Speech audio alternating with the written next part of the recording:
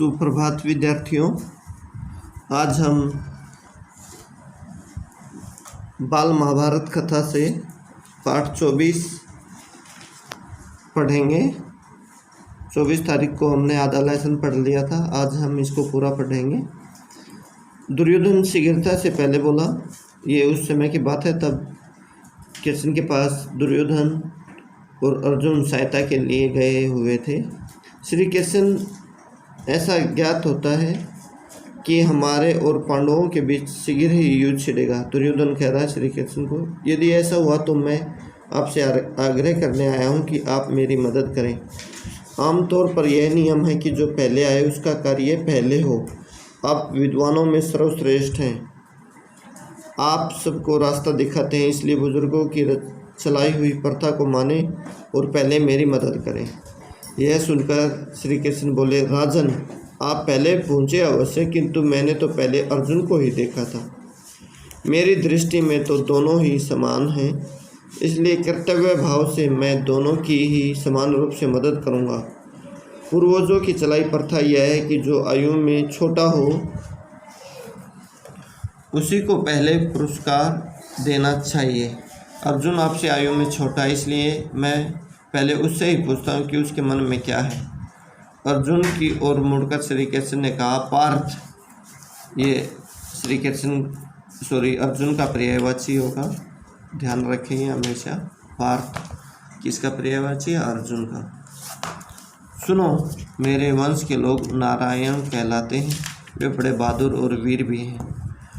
उनकी एक बड़ी सेना एकत्रित की जा सकती है। मेरी यह सेना एक और होगी, दूसरी ओर मात्र मैं रहूँगा।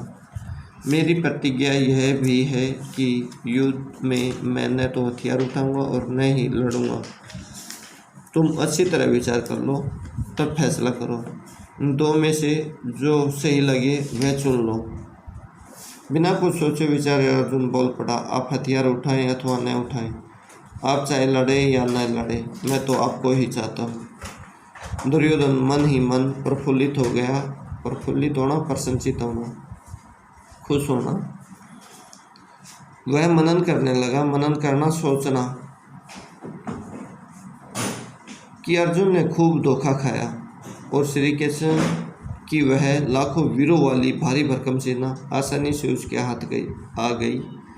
यह सोचता और हर्ष होता, खुशी से आनंदित होता दुर्योधन बलराम जी के यहाँ पहुँचा और उनको समस्त किस्सा कह सुनाया। समस्त होता सारा किस्सा जो घटनाक्रम हुआ था वो सुना दिया। बलराम जी ने दुर्योधन की बातें ध्यान से सुनी और बोले, दुर्योधन, मालूम होता है कि उत्तरा के विवाह के मौके पर मैंने जो कुछ कहा था उसकी सूचना तुम्हें मिल गई है। कृष्ण से भी मैंने कई बार तुम्हारी बात छेड़ी और उसको समझाता रहा कि कौरव और पांडव दोनों ही हमारे बराबर के संबंधी हैं, किंतु कृष्ण मेरी सुने तब न।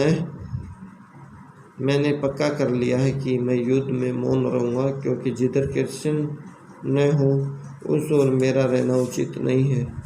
अर्जुन की मदद मैं करूँगा नहीं, इस कारण मैं अब तुम्हारी भी मदद करने योग्य नहीं रहा। मेरा तटस्थ रहना ही ठीक होगा। तटस्थ रहना होता है जो किसी का भी पक्ष न ले। हस्तिनापुर को लौटते हुए दुर्योधन का दिल खुशी के मारे उछल रहा था।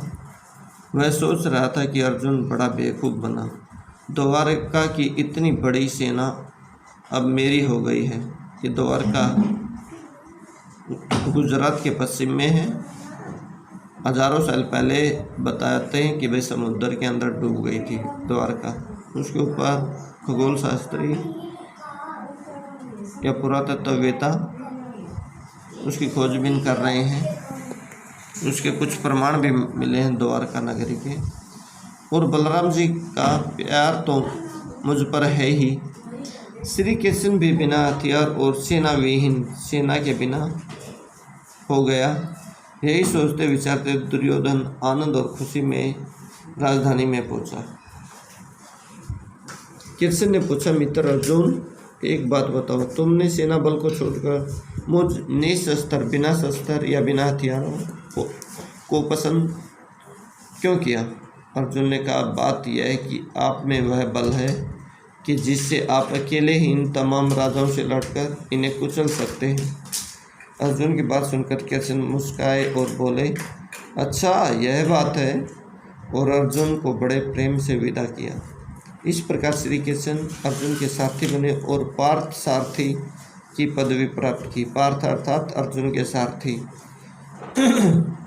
सारथी होता है रथ को चलाने वाला। मद्र देश के राजा शल्य नकुल सहदेव की माँ माद्री के भाई थे। मद्र देश के राजा जो शल्य थे नकुल सहदेव के मामा थे। जब उन्हें यह खबर मिली कि पांडव उपलव्य के नगर में लड़ाई की तैयारियां कर रहे हैं तो उन्होंने एक भारी सेना एक तरीत की ओर उसे लेकर पांडवों की मदद के लिए उपलव्य की ओर रवाना हो गए। राजा शल्य की सेना बहुत बड़ी थी। उपलव्य की ओर जाते हुए रास्ते में जहाँ कहीं भी शल्य विश्राम करने के लिए डेरा डालते तो उनकी सेना का पड़ाव कोई 1.5 योजन तक लंबा फैल जाता है। 1.5 योजन लगभग 1.5 कोस होता है शायद। जब दुर्योधन ने सुना कि राजा शल्य विशाल सेना लेकर पांडवों की मदद के लिए जा रहे हैं तो उसने किसी प्रकार इस सेना को अपनी ओर कर लेने का निश्चय कर लिया।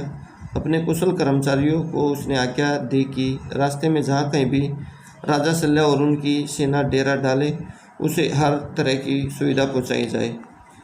डेरा डालना, रुकना, जहाँ सेना रुकती है वो डेरा डालना होता है।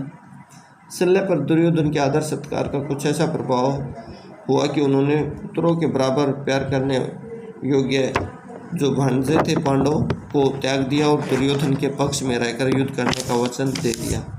उपलव्य में राजा शल्य का जोरों शोरों से स्वागत किया गया। मामा को आया देखकर नकुल और सहदेव के आनंद की तो सीमा ही न रही। जब होने वाले युद्ध की चर्चा छिड़ी तो शल्य ने युधिष्ठिर को बताया कि किस प्रकार दुर्योधन ने धोखा देकर उनको अपने पक्ष में कर लिया।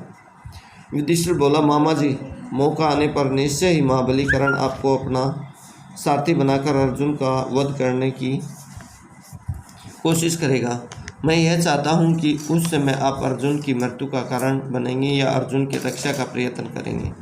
मैं यह पूछकर आपको धर्म संकट में नहीं डालना चाहता था, पर फिर भी पूछने का जी हो गया। मद्रराज ने कहा, बेटा युधिष्ठिर, मैं धोखे में आकर दुर्योधन को वचन दे बैठा, इसलिए युद्ध तो मुझे उनके पक्ष में ही करना होगा। किंतु एक बात बताई देता हूँ कि कर्ण मुझे सारथी बनाएगा तो अर्जुन की जान की रक्षा ही होगी। उपलव्य में महाराज युधिष्ठिर और द्रौपदी को मद्रराज शल्य ने विश्वास दिलाया और कहा, जीत उन्हीं की होती है जो धैर्यता से काम लेते हैं। युधिष्ठिर, कर्ण और दुर्योधन की बुद्धि भ्रष्ट हो गई है। अपनी दुष्टता के परिणाम स्वरूप निश्चय उनका सर्वनाश होकर रहेगा, सभी का नाश होकर रहेगा। तो इस प्रकार से आपको ये पाठ बड़े ध्यानपूर्वक पढ़ना है। कल हम अगला पाठ पढ़ेंगे, राजदूत संजय।